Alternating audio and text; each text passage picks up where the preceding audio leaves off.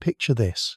You're walking down a busy city street, coffee in hand, completely unaware that just 20 feet beneath your sneakers lies the remains of a magnificent cathedral. Its spires once pierced the sky, its bells once called thousands to prayer, and now it sits in perfect silence, entombed in layers of earth and time. The street vendor selling hot dogs on the corner has no idea he's standing above an altar that's older than any nation on earth.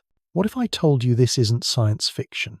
What if the ground beneath every major city on the planet is hiding architectural marvels that would rewrite everything we know about human civilization? And what if the reason we don't talk about this isn't because it's impossible, but because it's too explosive for most people to handle? Before you click away thinking this is just another conspiracy theory, let me ask you something. Have you ever wondered why construction crews in places like Seattle, Chicago, and New York keep finding elaborate buildings buried dozens of feet underground? Buildings with ornate facades, intricate stonework, and architectural details that supposedly predate the cities themselves.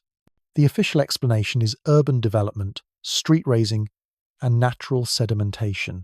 But when you start connecting the dots across different continents, different time periods, and different cultures, a pattern emerges that's impossible to ignore. My name is Mystery History, and over the past 5 years, I've been documenting anomalies in our historical record that mainstream archaeology prefers to sweep under the rug.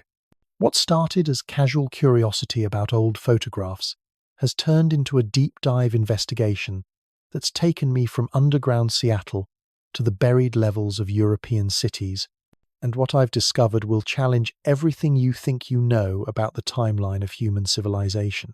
In this video series, I'm going to walk you through evidence that suggests vast networks of ancient cities exist beneath our modern world. Not primitive settlements, not simple caves, but sophisticated urban centers with technology and architectural knowledge that rivals or surpasses our own. I'll show you photographic evidence from the 1802nd that documents buildings being excavated rather than constructed. We'll examine geological surveys that reveal massive voids beneath major metropolitan areas.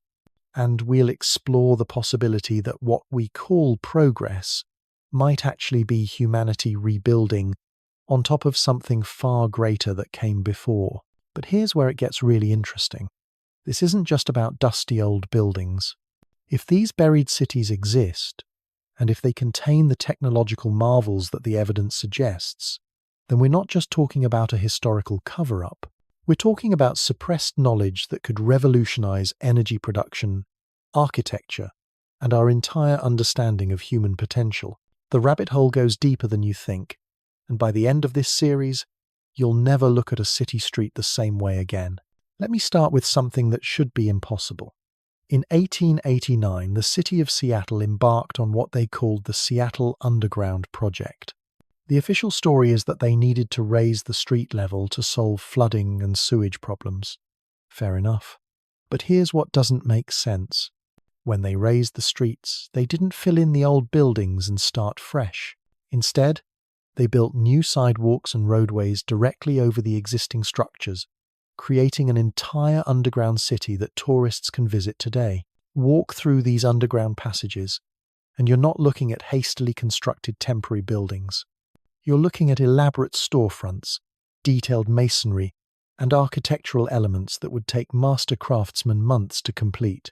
The stonework shows precision cutting that rivals modern techniques. The doorways are perfectly proportioned. The windows still hold their original glass, some of it stained with patterns that seem to shift and shimmer in certain light. But here's the kicker. When you look at photographs from the construction period, something doesn't add up.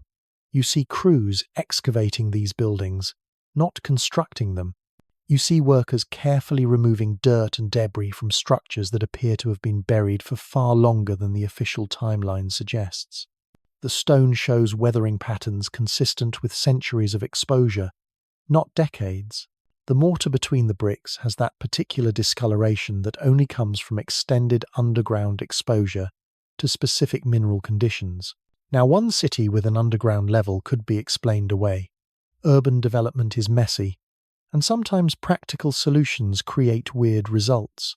But Seattle isn't alone, not even close. In Chicago, the story gets more intriguing. After the Great Chicago Fire of 1871, the city rebuilt with remarkable speed. Remarkably suspicious speed, some might say. Within just a few years, elaborate buildings with intricate facades and detailed stonework were supposedly constructed from scratch. But construction workers during the rebuilding period reported something strange. As they dug foundations for new buildings, they kept uncovering structures that were already there. Not foundations, complete buildings. Buildings with architectural styles that didn't match anything in the historical record for that region. The Chicago Historical Society has photographs from this period that they rarely display to the public. Images showing work crews standing next to unearthed buildings that tower above ground level, their facades intact, their windows unbroken. The workers aren't laying bricks or mixing mortar. They're brushing dirt off carvings. They're clearing debris from doorways. They're excavating, not constructing. One photograph that particularly stands out shows a massive building being revealed from what appears to be a hillside. But Chicago doesn't have hillsides like that. The terrain is naturally flat. So where did all that earth come from? And, more importantly, how long had it been accumulating to bury a three-storied building so completely? Moving across the Atlantic, the pattern continues in ways that should make any rational person ask questions. In Edinburgh, Scotland, there's an entire buried city called the Real Mary King's Close. The official explanation is that new buildings were constructed on top of old ones as the city grew. But when you walk through these underground streets, you're not seeing the remnants of demolished buildings. You're seeing intact homes, complete with furniture, personal belongings, and architectural details that suggest the inhabitants left in a hurry. The preservation is too good, the positioning is too perfect, and the architectural style is too advanced for the time period it's supposed to represent. These aren't medieval hovels. They're sophisticated urban dwellings with engineering features that wouldn't appear in mainstream European architecture for centuries. But perhaps the most compelling evidence comes from an unexpected source: the photographers of the late 1000, 802nd, and early 1000, 902nd. These men weren't conspiracy theorists or alternative historians. They were documenting what they saw with the most advanced technology of their time, and what they captured on film tells a story that doesn't match the official narrative. In city after city, across multiple continents, these photographers documented the same phenomenon: elaborate buildings emerging from the earth, not being built, but being revealed. The photographic evidence is extensive, and it's sitting in archives and historical societies around the world, largely ignored by mainstream historians who seem more interested in maintaining established timelines than investigating anomalies. Take the photographs from the 1893 World's Columbian Exposition in Chicago.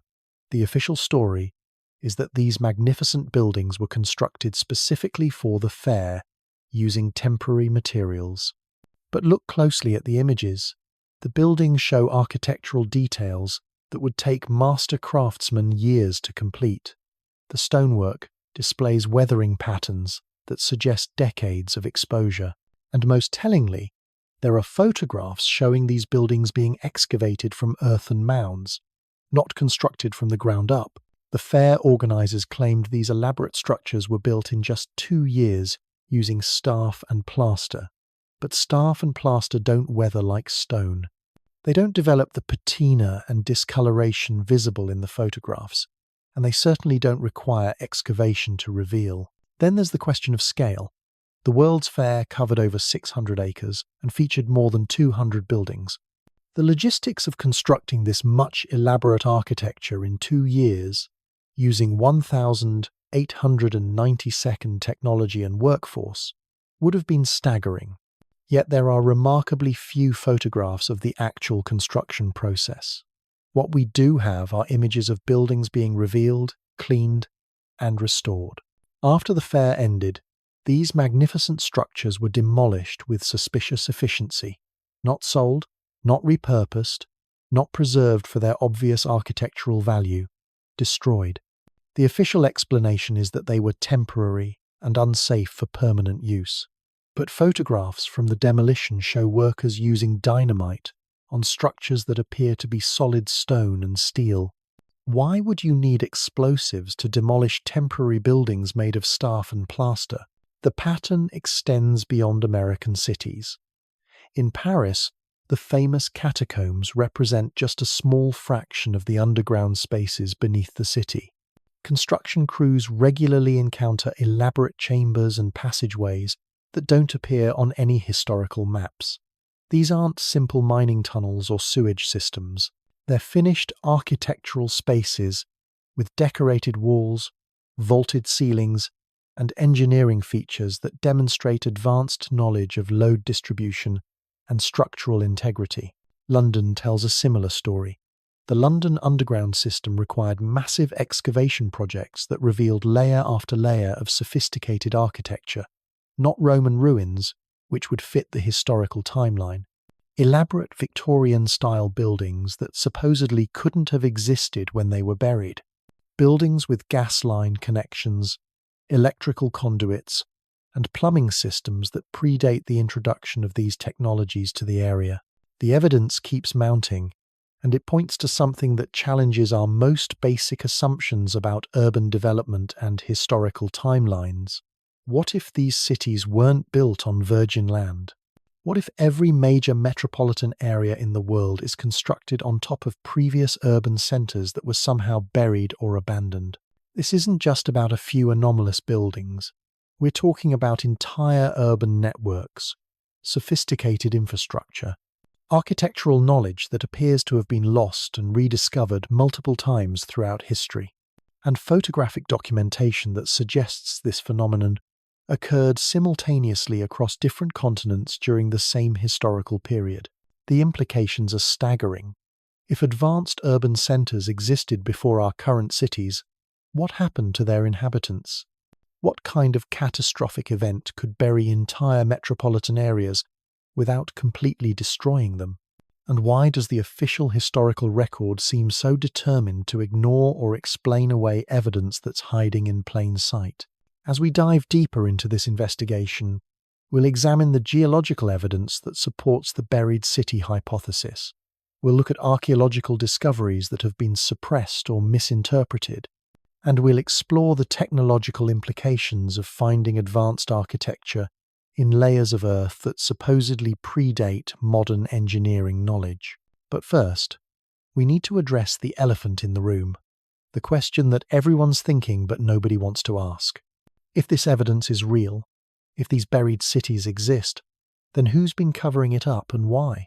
The answer to that question might be more disturbing than the buried cities themselves. Let's talk about institutional archaeology for a moment. When you picture an archaeologist, you probably imagine someone carefully brushing dirt off ancient artifacts, meticulously documenting every discovery, driven by pure scientific curiosity. The reality is far more political. Archaeological institutions are funded by governments, universities, and private foundations that have very specific ideas about what history should look like. And when discoveries don't fit those predetermined narratives, they have a tendency to disappear. I've spoken with construction workers from major excavation projects in New York, London, and Paris. These aren't conspiracy theorists or internet bloggers. These are blue-collar professionals who've spent decades digging foundations and laying infrastructure, and they all tell remarkably similar stories. Stories about finding elaborate stonework that gets quietly removed before archaeologists arrive. Stories about discovering chambers and passageways that get sealed and forgotten. Stories about supervisors who suddenly change work schedules when crews start uncovering things that don't belong. One foreman I interviewed, who asked to remain anonymous, worked on the Big Dig project in Boston. For those unfamiliar, this was a massive infrastructure project that rerouted Interstate 93 underground through the city centre. The excavation required digging deeper than any previous project in Boston's history. And according to this foreman, they found things that shouldn't have been there. We kept hitting these spaces, he told me. Not natural caves, finished rooms.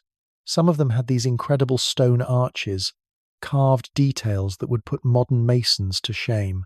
The weird thing was, they weren't damaged. They were just buried, like someone had carefully filled them with earth and moved on. But here's where it gets interesting. Whenever crews made these discoveries, work would stop. Not for archaeological documentation, but for removal.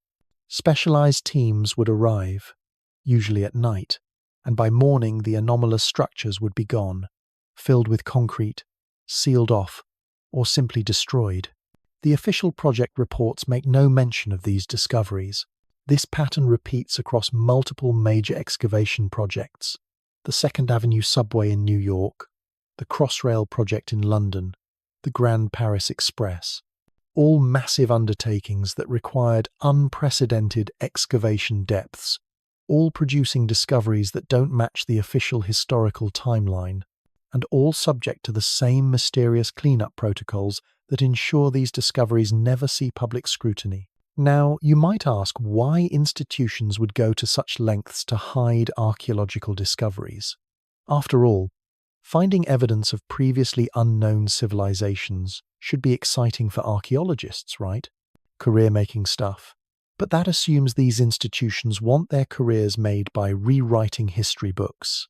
In reality, academic careers are built on confirming existing theories, not demolishing them. Think about what finding sophisticated buried cities would mean for established academic departments. Entire PhD programs built around specific historical timelines. Textbooks worth millions in publishing revenue. Museum exhibits that have educated the public for generations. Grant funding tied to research that assumes certain historical progressions. Finding evidence that contradicts all of this doesn't just challenge academic theories, it threatens academic livelihoods. But the institutional resistance goes deeper than career preservation. There's something about these buried cities that seems to genuinely unnerve the people who encounter them. It's not just that they're old or unexpected. It's that they represent a level of technological sophistication that doesn't fit our understanding of historical development. Consider the engineering required to create the underground spaces found beneath major cities. We're not talking about simple stone buildings. We're talking about complex structural systems that demonstrate advanced knowledge of load distribution, drainage, ventilation, and seismic stability. Some of these buried structures show engineering principles that weren't officially developed until the 20th century.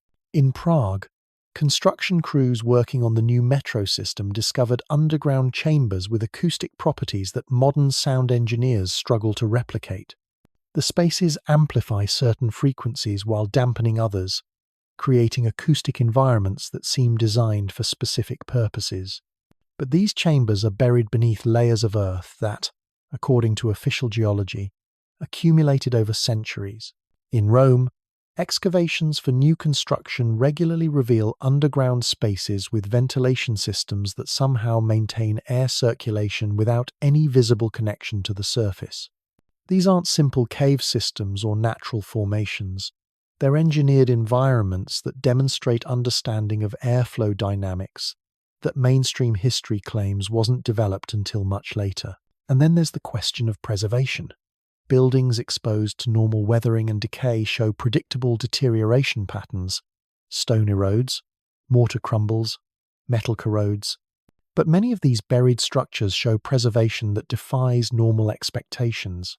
Stone surfaces that should be heavily weathered appear almost new.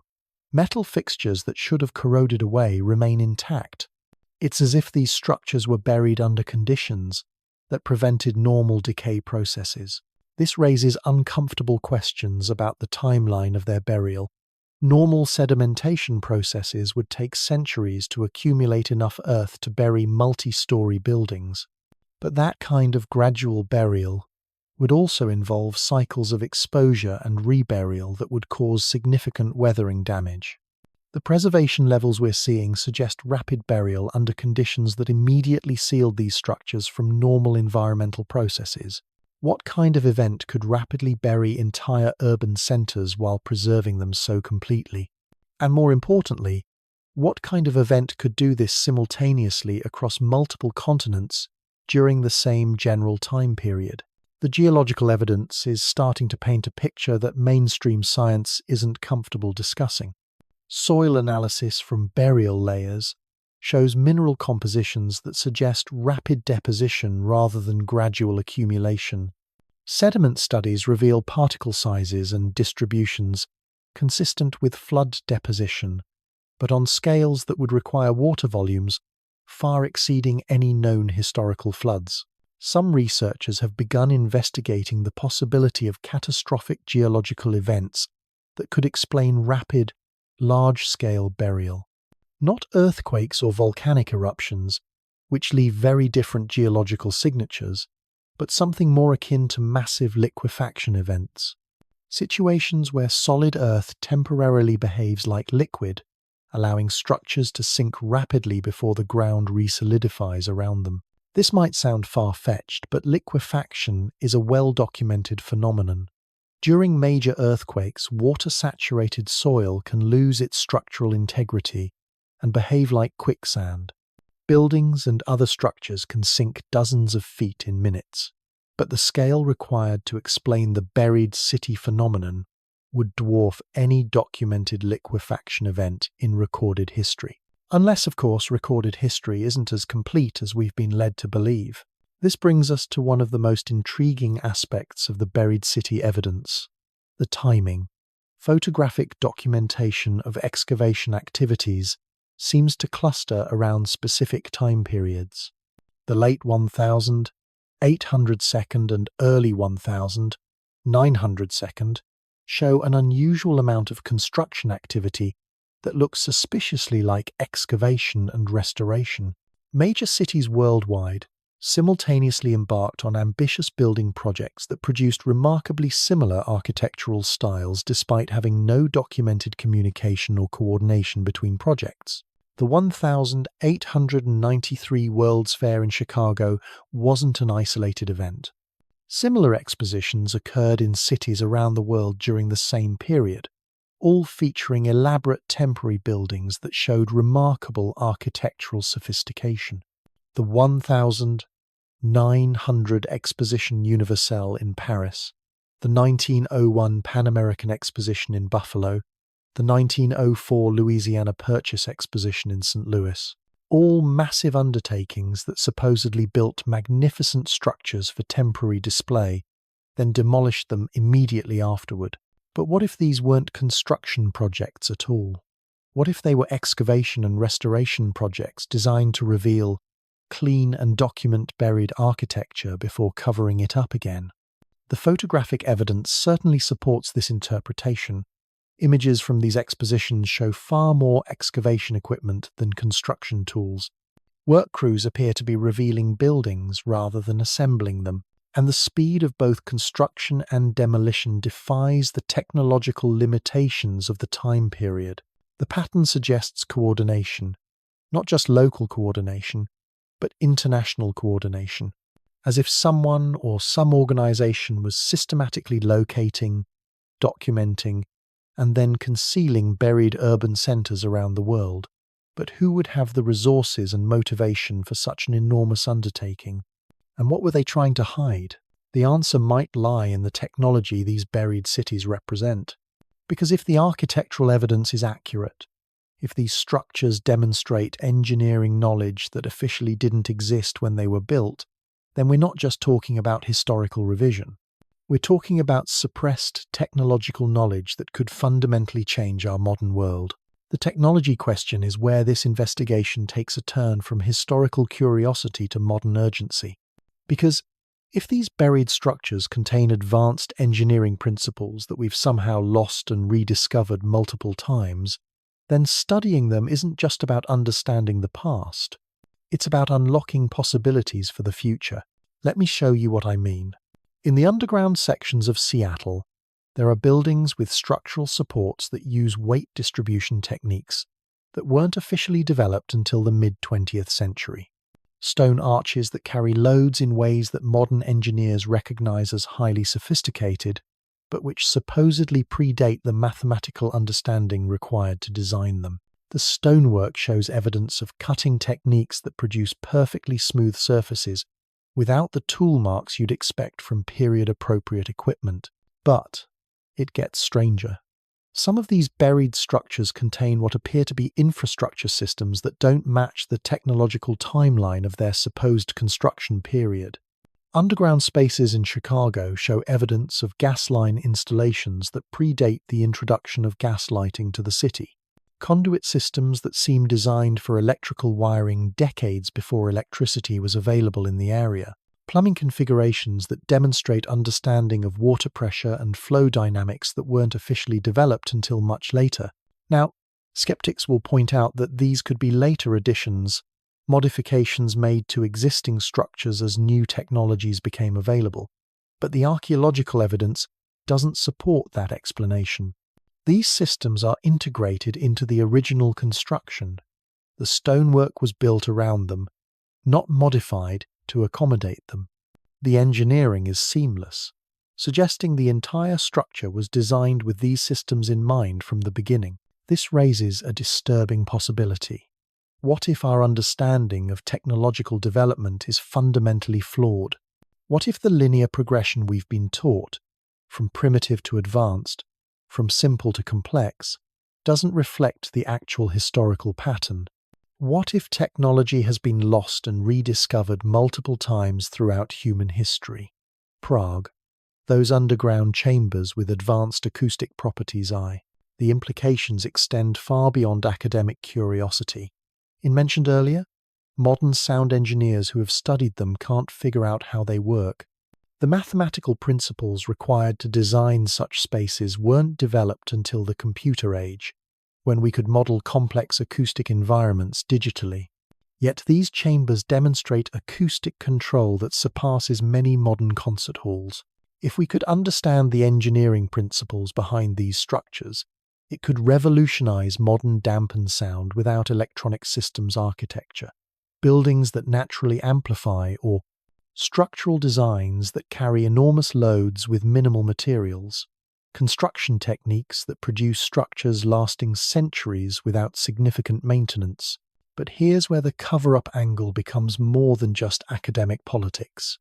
If these technologies exist in buried form, and if they represent knowledge that could transform modern construction, then controlling access to this information becomes a matter of enormous economic importance. The construction industry, the materials industry, the engineering consulting sector, all represent trillions of dollars in annual economic activity. Disruptive technologies don't just change industries, they destroy existing market structures and create new ones. Consider what happened when digital photography replaced film. Kodak, one of the most successful corporations in American history, went from market dominance to bankruptcy in less than a decade. They couldn't adapt quickly enough to a technology that made their core business obsolete. Now imagine that kind of disruption hitting the entire construction and materials sector simultaneously. If buried cities contain construction techniques that could build stronger, longer-lasting structures using fewer materials and less labor, the economic disruption would be unprecedented. Cement companies, steel manufacturers, heavy equipment producers, construction labor unions, architectural firms built around current technologies, all could become obsolete overnight. The incentive to suppress this knowledge isn't just academic, it's financial survival for entire industries. This brings us to one of the most intriguing aspects of the buried city phenomenon, the selective preservation and destruction of evidence.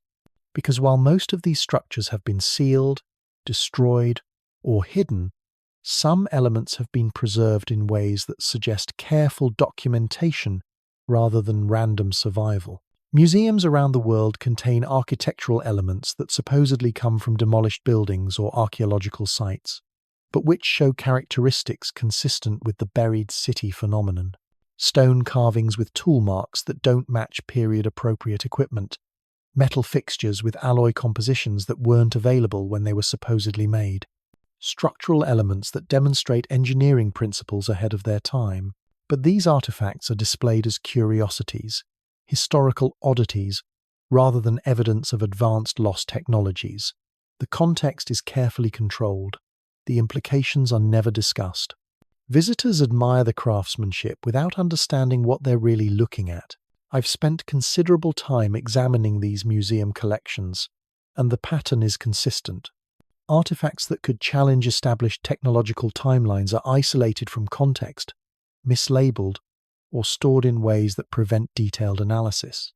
Researchers who ask too many questions about dating methodologies or manufacturing techniques find their access restricted. One curator I spoke with, again requesting anonymity, described the process of receiving artifacts from excavation sites. Sometimes we get pieces that just don't fit, she told me.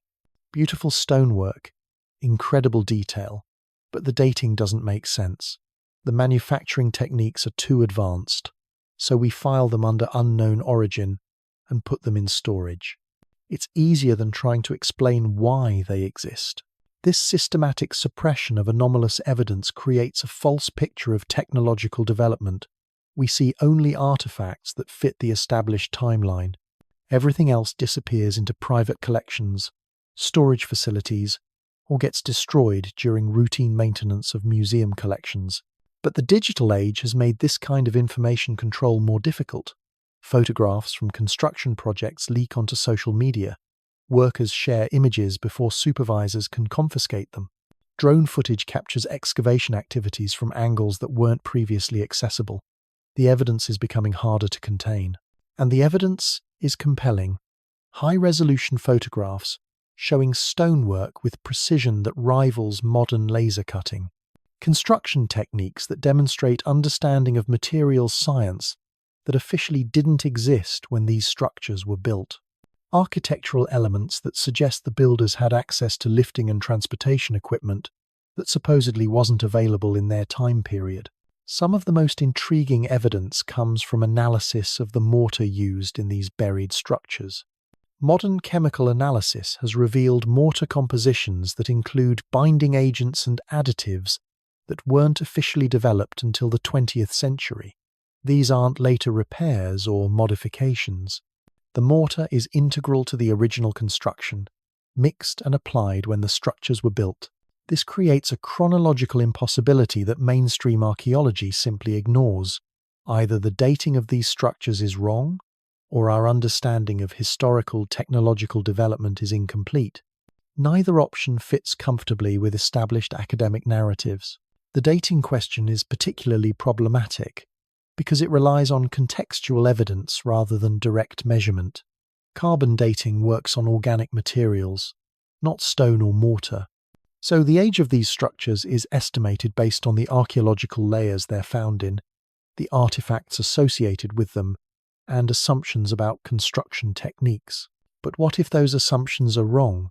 What if the archaeological layers have been disturbed by the same events that buried these cities? What if the associated artifacts were deposited after the structures were built? The dating methodology breaks down when dealing with anomalous evidence that doesn't fit expected patterns. Some independent researchers have begun using alternative dating methods to analyze these buried structures. Ground-penetrating radar to map underground spaces without excavation. Thermal imaging to detect temperature variations that might indicate hidden chambers. Chemical analysis of surface materials to identify anomalous compositions. The results are intriguing but difficult to verify because official archaeological institutions won't collaborate with research that challenges established timelines. Independent researchers are denied access to official excavation sites. Their findings are dismissed as unscientific because they don't follow approved methodologies. It's a circular system that protects established narratives by rejecting evidence that contradicts them, yet the evidence continues to accumulate. Construction crews keep finding anomalous structures, Photographers keep documenting excavation activities that look suspiciously like revelation rather than construction. Chemical analysis keeps revealing material compositions that don't match historical timelines. The pattern is too consistent to dismiss as coincidence or misinterpretation.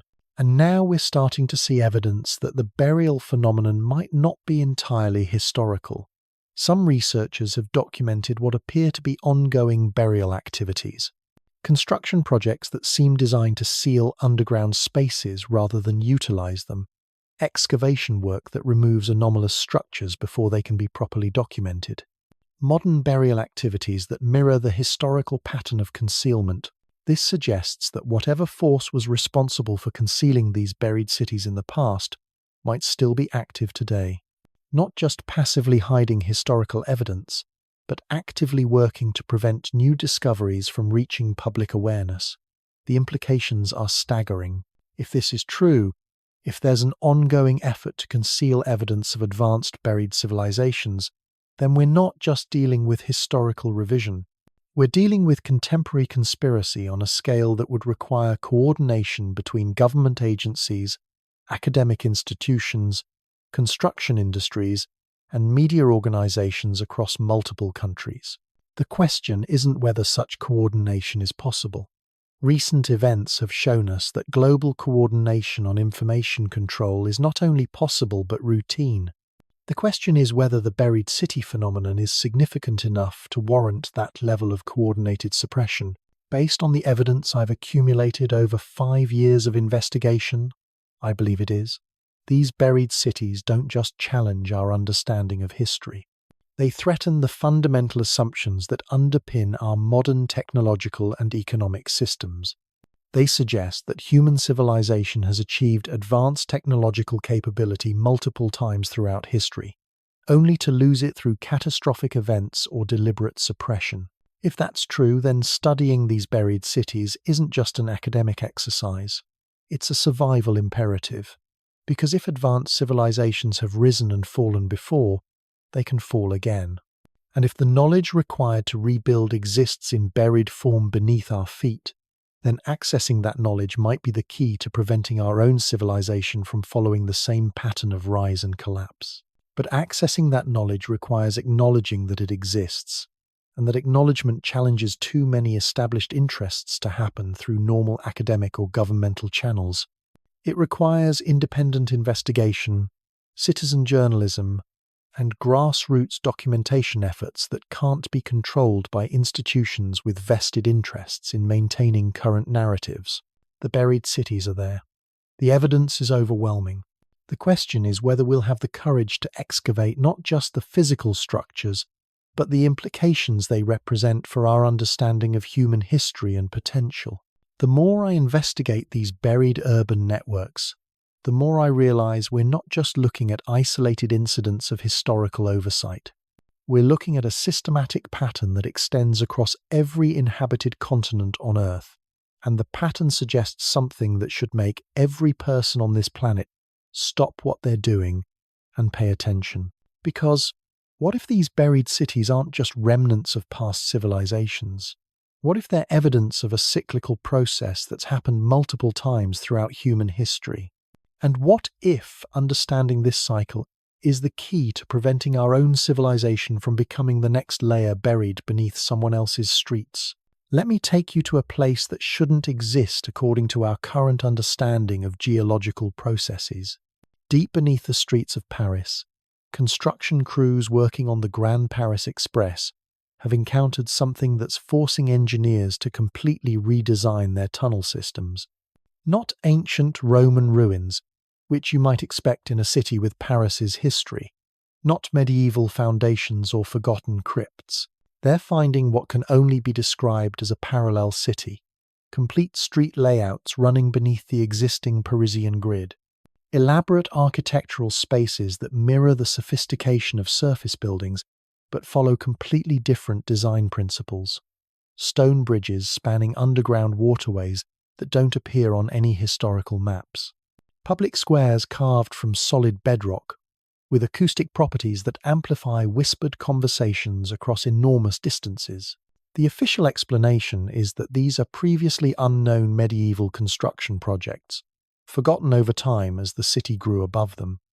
But the engineering doesn't match medieval capabilities. The construction techniques require knowledge of load distribution and structural dynamics that weren't officially developed until the industrial age, and the preservation levels suggest these spaces were sealed from normal environmental processes for far longer than medieval timelines would allow. But here's what makes the Paris discovery particularly significant. The layout of this underground city doesn't match the surface street pattern, but it does match something else. It matches the original Roman street grid that existed before medieval Paris was built on top of it. Except these underground structures show construction techniques that predate Roman engineering by centuries while simultaneously demonstrating knowledge that surpasses anything the Romans achieved. It's as if someone took Roman urban planning principles, applied construction techniques that wouldn't be developed for another 1,000 years, and built an entire city underground, then buried it, then built Rome on top, then buried that, then built medieval Paris on top, then built modern Paris on top of that. Each layer represents a complete urban civilization. Each layer shows technological sophistication appropriate to its time period, plus elements that seem borrowed from time periods that haven't happened yet. And each layer shows evidence of rapid burial that preserved the structures while concealing them from the civilizations that came after. This isn't just Paris. Ground-penetrating radar surveys conducted by independent researchers in London have revealed similar patterns. Underground street grids that don't match surface layouts, but do match even older layouts that predate official city founding dates. In Rome itself, excavations for new subway construction have revealed underground urban spaces that predate the Roman Empire, while showing construction techniques that surpass Roman engineering capabilities. The pattern is consistent across every major city that's been surveyed, with modern deep penetration imaging technology. New York, Tokyo, Mexico City, Cairo, Moscow. Every single one shows evidence of multiple buried urban layers, each more sophisticated than official history suggests should have been possible for its time period. But the most disturbing discovery isn't the existence of these buried layers. It's the evidence suggesting that the burial process is still ongoing. I've obtained internal documents from several major construction companies that reveal protocols for dealing with what they classify as anomalous structural discoveries. These aren't archaeological preservation guidelines. These are removal and concealment procedures, step-by-step instructions for sealing underground spaces, destroying structural elements that don't match project specifications, and ensuring that construction schedules aren't disrupted by discoveries that might require investigation. One document, which I can't identify by company name for obvious reasons, includes specific language about handling discoveries that might generate public interest, incompatible with project completion timelines. Another refers to maintaining historical narrative consistency when dealing with structural elements that predate official city founding dates. These aren't suggestions or recommendations, they're contractual obligations. Construction companies that accept certain types of government contracts agree to follow these protocols regardless of what they discover during excavation. The financial penalties for violating these agreements are severe enough to ensure compliance, but compliance requires cooperation from the workers doing the actual digging, and workers talk, especially when they're seeing things that don't make sense. That's how I've been able to gather so much photographic evidence from active construction sites. Workers who realize they're documenting something historically significant, even if they don't understand exactly what it means. The photographs tell a consistent story. Excavation crews uncovering elaborate architectural spaces that appear to have been deliberately sealed rather than naturally buried. Structural elements being removed by specialized teams that arrive without explanation and work under conditions of unusual secrecy. underground chambers being filled with concrete or sealed with modern materials to prevent future access. One particularly revealing series of photographs comes from a subway expansion project in an Eastern European city. The images show workers uncovering what appears to be a massive underground cathedral. The architecture is breathtaking: soaring stone arches, intricate carved details, stained glass windows that somehow survived centuries of burial. The craftsmanship rivals anything in the surface world. But instead of preserving this discovery for archaeological study, the photographs document its systematic destruction: specialized drilling equipment breaking down the stone arches, the stained glass windows being carefully removed and crated for shipment to unknown destinations, the entire space being filled with quick-setting concrete to eliminate any trace of its existence. The final photographs in the series show the subway construction proceeding as if nothing had been discovered. The official project reports make no mention of any unusual findings during excavation. This pattern of discovery and concealment is happening right now, in real time, in cities around the world. Advanced architectural spaces being uncovered and immediately destroyed or sealed. Evidence of sophisticated past civilizations being systematically erased to maintain current historical narratives. And all of it happening with such coordination and efficiency that it suggests institutional planning at the highest levels. But why? What could be so threatening about acknowledging that advanced civilizations existed in the past? What's so dangerous about admitting that human technological development might have followed different patterns than we've been taught? The answer might lie in what these buried cities suggest about the stability of our own civilization. Because if advanced urban centers have been built, buried, and forgotten multiple times throughout history, then our current cities might not be as permanent as we like to believe.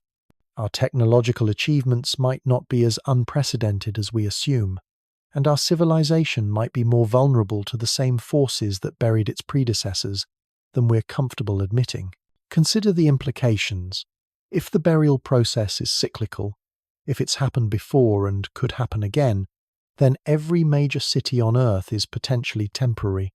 Every technological achievement could be lost. Every cultural advancement could be forgotten. The entire structure of modern civilization could become just another buried layer for future archaeologists to puzzle over. This possibility challenges one of our most fundamental assumptions about progress. We believe that civilization moves forward, that knowledge accumulates, that each generation builds on the achievements of the previous one. But what if that's wrong? What if civilization moves in cycles? What if knowledge is regularly lost and rediscovered? What if progress is an illusion created by our limited perspective on historical timelines? The buried city evidence suggests exactly that. Multiple cycles of rise and fall, technological advancement, followed by catastrophic loss. Sophisticated civilizations being literally buried beneath the foundations of their successors, and each successive civilization starting from scratch, unaware of what lies beneath their feet. If this pattern is real, if it's still active, then understanding it becomes a matter of survival for our own civilization, because cycles imply predictability. If we can understand what caused previous civilizations to be buried, we might be able to prevent the same fate from befalling our own. But understanding requires access to evidence, and the evidence is being systematically concealed by institutions that seem more concerned with maintaining comfortable narratives than confronting uncomfortable possibilities. This creates a dangerous situation where the knowledge needed to prevent cyclical collapse is being suppressed by the very institutions responsible for preserving and advancing human knowledge. The irony is profound. Archaeological and historical institutions, supposedly dedicated to understanding the past, are actively working to conceal evidence that could provide crucial insights into patterns that might determine our future. Academic departments that claim to study human civilization are ignoring the most significant evidence of human achievement ever discovered. Government agencies responsible for public safety are suppressing information that could be essential for preventing catastrophic civilizational collapse. This isn't just academic politics or institutional inertia. This is willful blindness on a scale that borders on species-level self-sabotage. We're deliberately ignoring evidence that could help us understand and prevent cyclical patterns of civilizational destruction. And we're doing it to protect economic interests and academic careers that won't matter at all if our civilization follows the same path as its buried predecessors. The question becomes, how do we break this cycle of concealment and rediscovery? How do we preserve and disseminate knowledge that institutions are working to suppress? How do we ensure that the lessons of past civilizational coal we become the next buried layer? The answer might lapses are learned and applied before lie, in the same technology that's making evidence suppression more difficult. Digital documentation, social media distribution, peer-to-peer information sharing, decentralized research networks. The tools that allow independent investigators to bypass institutional gatekeepers and share discoveries directly with the public. But these tools are only effective if people are willing to engage with uncomfortable possibilities, if they're willing to question established narratives, if they're willing to consider that their understanding of history and progress might be fundamentally flawed. And that willingness requires confronting the possibility that our own civilization might not be as stable or permanent as we've been led to believe. The buried cities are there. The evidence is accumulating. The pattern is becoming undeniable. The only question is whether we'll have the intellectual courage to acknowledge what we're seeing and the it's too late. Because if we don't, if practical wisdom to learn from it before we continue to ignore or suppress this evidence, then future archaeologists might be puzzling over the buried remains of our own civilization, wondering how such an advanced society could have accumulated so much knowledge about past civilizational collapses while doing so little to prevent their own. The choice is ours, but the window for making that choice might be smaller than we think, and the consequences of making the wrong choice might be more permanent than we're prepared to accept. The evidence suggests we're not the first advanced civilization to inhabit this planet. The question is whether we'll be wise enough to learn from our predecessors, or whether we'll join them in the buried layers beneath someone else's streets. The timing of these discoveries is perhaps the most unsettling aspect of the entire phenomenon. When you map out the major excavation activities that revealed these buried structures, they don't occur randomly throughout history. They cluster around specific decades, particularly the late 1000, 800 second, and early 1000, 900 second. It's as if someone, somewhere, decided that this was the optimal time to uncover, document, and then rebury evidence of previous civilizations. Think about what the world looked like during this period. Photography was becoming widespread, making documentation possible on an unprecedented scale. Industrial machinery was advancing rapidly, making large-scale excavation projects feasible. International communication was improving, allowing coordination between distant cities. And perhaps most importantly, institutional control over information was still developing, meaning evidence could be documented before suppression protocols were fully established. It's the perfect storm for discovery. Just enough technology to find and document these buried cities, but not enough institutional oversight to prevent the evidence from being recorded. And that's exactly what we see in the photographic record from this period. Thousands of images showing excavation activities that reveal rather than construct elaborate architectural spaces. But there's another pattern that's even more disturbing. The timing of these discoveries corresponds almost exactly with the establishment of modern archaeological institutions, historical societies, and museum systems, organizations that would later become responsible for controlling access to this type of evidence. It's as if the discovery phase was followed immediately by the development of institutional mechanisms to ensure that future discoveries would be properly managed and contained. Consider the founding dates of major archaeological institutions worldwide. The Archaeological Institute of America, established in 1879. The Egypt Exploration Society, founded in 1882. The Deutsche Orientgesellschaft, created in 1898. These organizations emerged during the exact same period when photographic evidence shows massive excavation activities revealing buried cities across multiple continents. Coincidence or coordination? The timing suggests that someone understood what was being discovered and moved quickly to establish institutional control over future archaeological activities. Within a few decades, independent excavation and documentation became impossible. All major archaeological work fell under the oversight of established institutions with standardized methodologies and approved interpretative frameworks. This institutional capture had immediate effects on the types of discoveries that reached public awareness. Anomalous findings that didn't fit established historical narratives began disappearing from official reports. Photographic documentation of unusual excavations became restricted. Access to excavation sites became limited to credentialed researchers working within approved theoretical frameworks.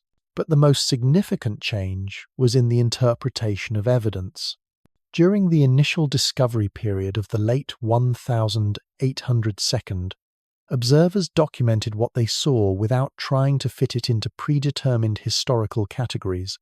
They photographed elaborate buildings being excavated from buried positions. They recorded architectural details that demonstrated advanced construction techniques. They noted preservation levels that suggested rapid burial under unusual conditions. Once institutional control was established, these same types of discoveries began being interpreted through very different lenses. Elaborate buildings became foundation, remains of simpler structures. Advanced construction techniques became later modifications to primitive originals. Unusual preservation became evidence of favorable soil conditions rather than rapid burial events. The evidence didn't change. The interpretation changed. And with that change in interpretation came a change in what types of discoveries were considered worth documenting or preserving. Anomalous findings that couldn't be easily explained within established frameworks began being classified as inconclusive or requiring further study, and then quietly disappeared from active research. This interpretive shift had cascading effects throughout the entire archaeological and historical research community. Graduate students learned to focus on discoveries that fit established patterns. Funding agencies prioritized research that confirmed existing theories rather than challenged them. Publication systems favored papers that built incrementally on accepted knowledge rather than those that suggested fundamental revisions to historical timelines. Within a generation, the institutional memory of the Great Discovery period was almost completely erased. The thousands of photographs showing buried cities being excavated became construction documentation of new buildings being built. The elaborate architectural spaces became cellar remains of unremarkable structures. The advanced construction techniques became typical examples of period-appropriate building methods. But photographs don't lie, even when the institutions that house them prefer alternative interpretations. And those photographs are still there, in archives and historical societies around the world, waiting for researchers brave enough to look at them with fresh eyes and ask uncomfortable questions about what they actually show. I've spent months in these archives, and the experience is surreal. You'll be looking through construction documentation from a major urban project, and suddenly you'll encounter an image that stops you cold.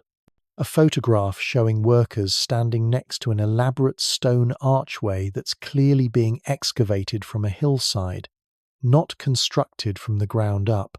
The craftsmanship is extraordinary. The preservation is impossible for the supposed age, and the official caption describes it as foundation preparation for new commercial building. The disconnect between what you're seeing and what you're being told you're seeing is so profound that it creates a kind of cognitive dissonance. You start questioning your own perception. Maybe you're misunderstanding what the photograph shows. Maybe there's some technical aspect of construction that you're not familiar with. Maybe your expectations about historical timelines are wrong, but then you find another photograph, and another, and the pattern becomes undeniable. These aren't isolated examples of misinterpretation or mislabeling. These are systematic misrepresentations of evidence that clearly shows something very different from the official narrative. And the misrepresentations are so consistent across different archives, different time periods, and different geographical locations that they can't be accidental. Someone, at some point, made a deliberate decision to reinterpret this photographic evidence in ways that concealed rather than revealed what it actually documented. And that reinterpretation became so institutionalized that researchers looking at the same photographs today automatically accept the official captions rather than trusting their own eyes. This brings us to one of the most important skills any researcher can develop when investigating suppressed historical evidence: learning to see past institutional interpretations and trust direct observation. The photographs are primary sources. The captions are secondary interpretations, and when primary and secondary sources contradict each other, the primary sources are more reliable. But trusting primary sources requires acknowledging that secondary interpretations might be wrong, and that acknowledgement challenges not just specific historical claims, but the entire institutional framework that produced those interpretations. It suggests that academic institutions, government agencies, and cultural organizations might be systematically promoting false narratives about human history and technological development. That's a disturbing possibility that most people prefer not to confront. It's much more comfortable to assume that institutional authorities are competent and honest, that official narratives are based on careful analysis of available evidence, and that alternative interpretations are probably wrong because they haven't been accepted by established experts. But comfort isn't truth, and the photographic evidence of buried cities is too extensive and too consistent to dismiss simply because it contradicts official interpretations. These photographs document something real, something significant, and something that has profound implications for our understanding of human civilization and its vulnerability to cyclical collapse. The question isn't whether these buried cities exist. The photographic evidence proves they do. The question is whether we'll have the intellectual courage to acknowledge what that evidence means for our assumptions about progress, permanence, and the stability of our own civilization.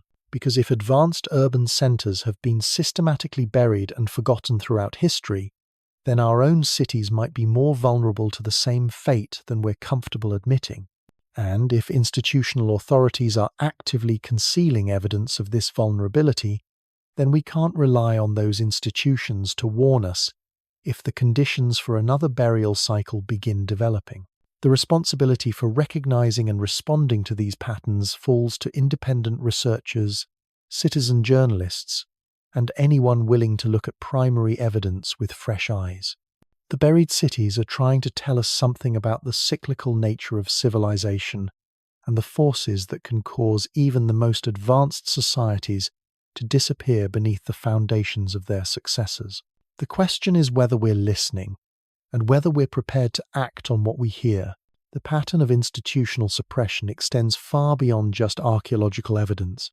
When you start mapping the network of organizations involved in concealing buried city discoveries, you realize you're looking at a coordination system that spans government agencies, academic institutions, construction corporations, and media organizations across multiple countries.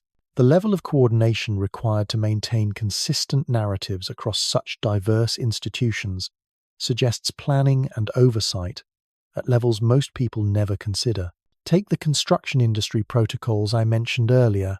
These aren't isolated policies developed by individual companies.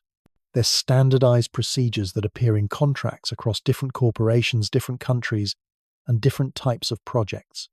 Someone is writing template language that gets incorporated into construction contracts worldwide, ensuring that anomalous discoveries are handled consistently regardless of where they occur. The same standardization appears in archaeological reporting systems. Universities across different continents use remarkably similar classification schemes for handling artifacts that don't fit established timelines. Museum cataloging systems show consistent patterns for isolating and restricting access to anomalous items. Government funding agencies use nearly identical criteria for evaluating research proposals that might challenge established historical narratives. This isn't the kind of convergent evolution you see when separate institutions independently develop similar solutions to common problems. This is coordinated policy implementation designed to ensure consistent outcomes across supposedly independent organizations. And the coordination is so seamless that most people working within these institutions probably don't realize they're following externally imposed guidelines rather than locally developed procedures. But coordination at this scale requires resources, authority, and motivation that exceed what any single institution could provide. It requires organizations with global reach, multi-generational planning capabilities, and sufficient influence to shape policies across diverse sectors simultaneously. And it requires motivations compelling enough to justify the enormous expense and complexity of maintaining such coordination over extended time periods. What could motivate such extensive efforts to conceal evidence of buried civilizations? The answer might lie in what those civilizations represent, not just historically, but economically and politically. Because if these buried cities contain evidence of advanced technologies that could disrupt current industrial systems, then controlling access to that evidence becomes a matter of protecting existing economic structures worth trillions of dollars annually. Consider what happened when renewable energy technologies began threatening fossil fuel industries. Despite being environmentally beneficial and economically viable, renewable technologies faced decades of coordinated resistance from established energy companies, government agencies dependent on fossil fuel revenues, and financial institutions invested in traditional energy infrastructure. The resistance included funding alternative research, promoting contradictory studies, influencing regulatory policies, and controlling media narratives about energy transitions. Now imagine similar resistance to technologies that could make entire industrial sectors obsolete overnight. Construction techniques that could build stronger structures using fewer materials and less labor. Energy systems that could power cities without fuel or complex infrastructure. Transportation methods that could move people and goods without current vehicle and fuel systems. Manufacturing processes that could produce goods without current raw material supply chains. If buried cities contain evidence of such technologies, then the economic disruption from revealing that evidence would dwarf any previous industrial transition. Entire corporate empires built around current technological limitations would become worthless. Government revenues dependent on taxing current industrial activities would disappear. Financial systems based on scarcity economics would collapse if abundance technologies became widely available. The incentive to suppress such evidence isn't just about maintaining historical narratives, it's about preventing economic and political upheaval that could destabilize the entire global system. From this perspective, concealing buried cities becomes a matter of systemic preservation rather than simple information control. But systemic preservation through information suppression creates its own risks. Because if the technologies contained in these buried cities were developed by previous civilizations that subsequently collapsed, then understanding those technologies might be essential for preventing our own civilization from following the same pattern. Suppressing evidence of past collapses doesn't prevent future collapses, it just ensures we won't learn from previous mistakes. This creates a paradox where short-term stability maintenance might be increasing long-term collapse risks. By concealing evidence of cyclical civilizational patterns, current institutions might be making our civilization more vulnerable to the same forces that buried its predecessors. And by suppressing potentially beneficial technologies, They might be preventing the development of solutions that could help our civilization avoid or survive future collapse events. The paradox becomes more acute when you consider the accelerating pace of environmental and social pressures facing our current civilization. Climate change, resource depletion, population pressures, technological disruption, political instability, all of these represent potential triggers for civilizational collapse. And all of them might be addressed more effectively if we had access to advanced technologies that previous civilizations developed before their own collapses. But accessing those technologies requires acknowledging that previous civilizations existed, that they achieved advanced technological capabilities, and that they ultimately failed despite those capabilities. And those acknowledgements challenge fundamental assumptions about progress, technological development, and civilizational permanence that underpin current economic and political systems. So we're caught in a situation where the evidence we need to prevent future collapse is being suppressed to maintain current stability.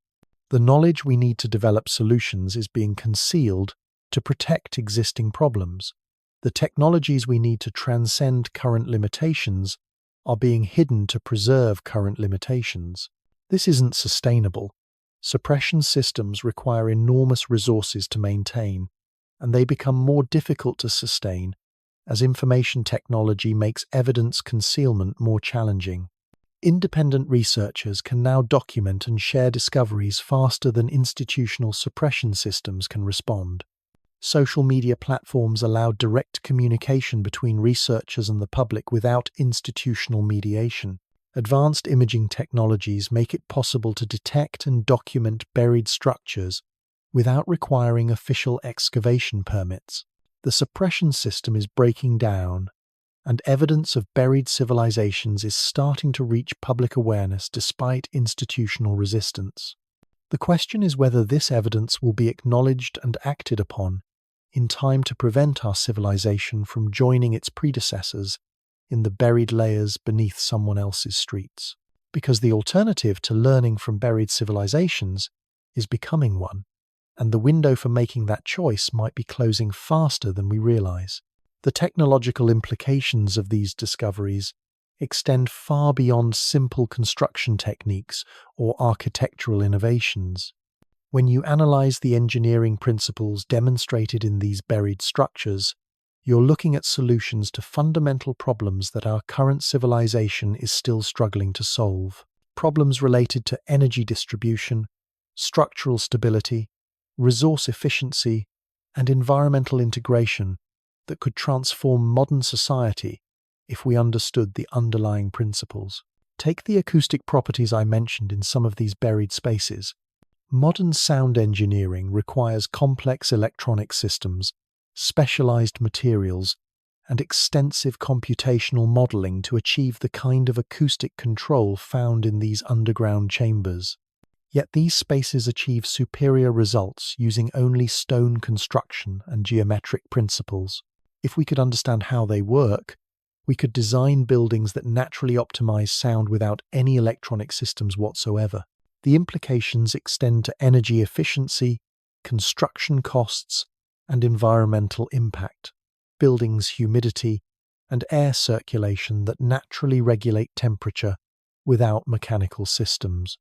Structures that channel and amplify natural forces rather than resisting them.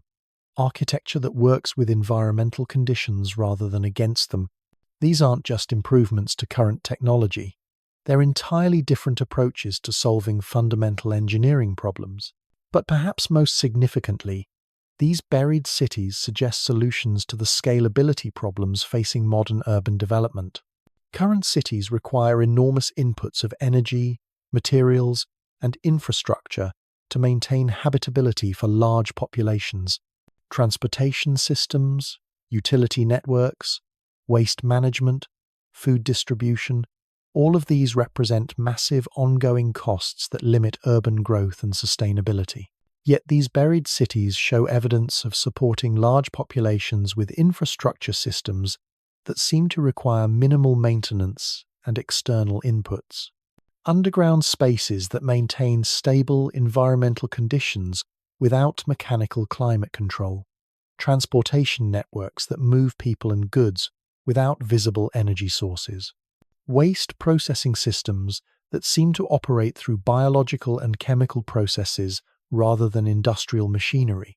If we could understand these systems, we could potentially solve the sustainability crisis facing modern urbanization, cities that support millions of people without depleting external resources, urban environments that actually improve rather than degrade their surrounding ecosystems, population centers that become more stable and efficient as they grow rather than more complex and fragile.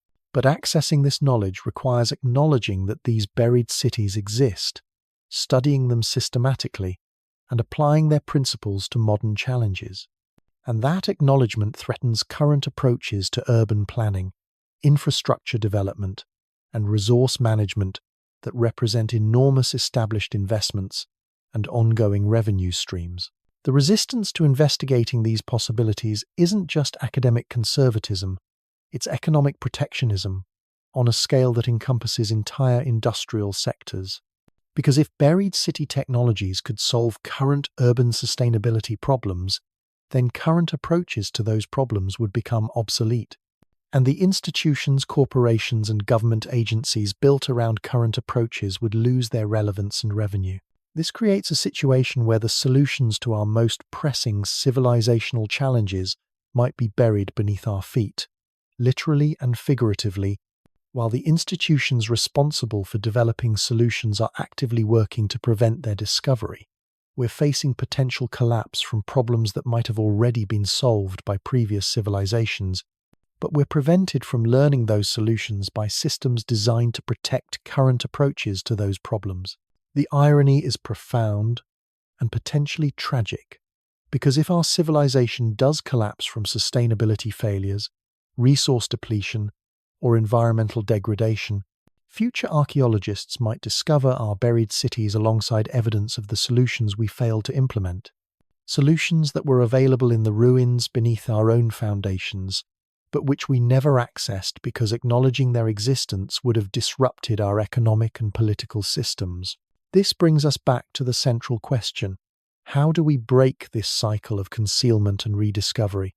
How do we access the knowledge contained in buried civilizations before our own civilization joins them underground? How do we learn from past collapses in time to prevent future ones?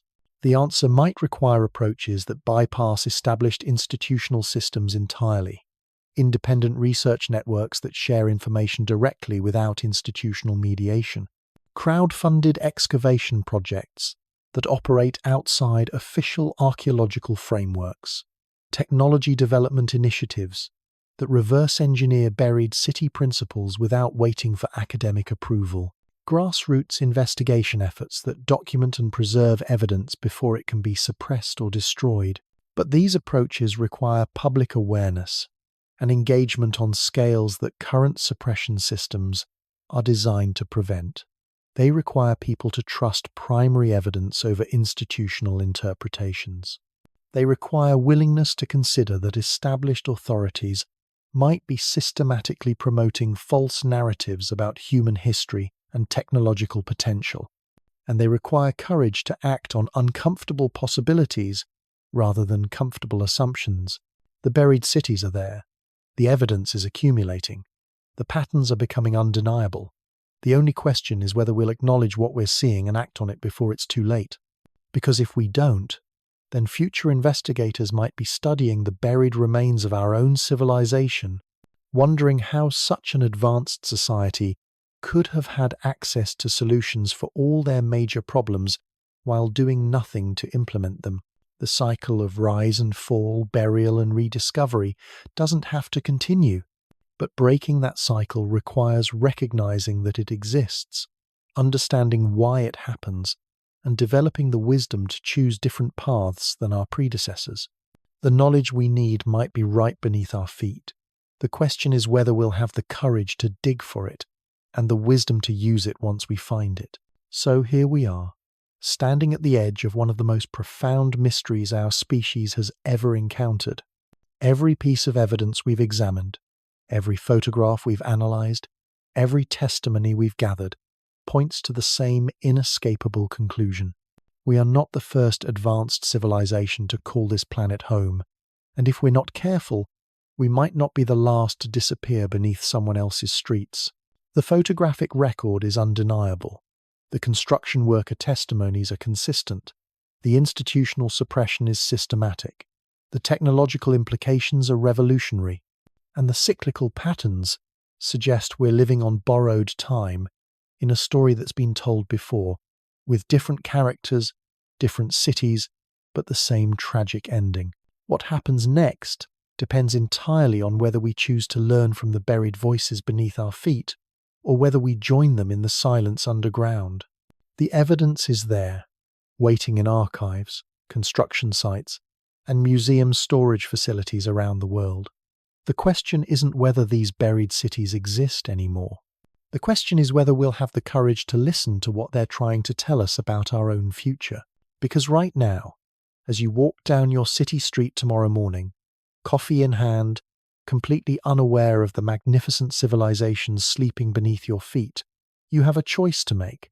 You can continue living as if progress is permanent, as if our cities are forever, as if the ground beneath us holds nothing but dirt and stone. Or you can start asking the uncomfortable questions that might just save our civilization from becoming the next layer in someone else's archaeological puzzle. The buried cities are waiting. The patterns are clear. The choice is ours. But the window for making that choice might be closing faster than we think.